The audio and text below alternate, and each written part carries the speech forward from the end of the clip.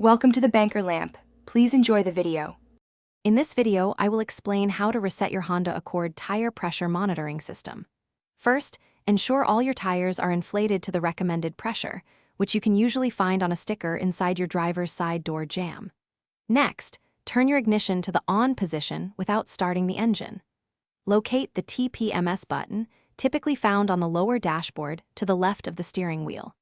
This button is key to initiating the reset process. Once your ignition is on and tires are properly inflated, press and hold the TPMS button. Keep holding it until the tire pressure indicator light blinks 2 times, then release it. The light should then turn off, indicating the reset process has begun. Now, you'll need to drive your Honda Accord for at least 10 minutes at a speed of 30 miles per hour or more to complete the calibration. If your TPMS light remains on after following these steps, don't worry. First, double-check all your tire pressures, including your spare if your vehicle has one, to ensure they are all correct. A persistent light could indicate a faulty sensor, which might require professional attention. Always consult your Honda Accord's owner's manual for specific instructions tailored to your model, as procedures can vary slightly.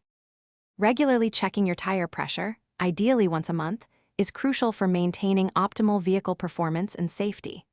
Proper inflation not only enhances your car's handling, but also significantly improves fuel efficiency and extends the lifespan of your tires.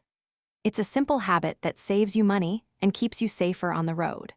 Also, for other great deals and to find out more about those amazing socks, be sure to check the description below this video.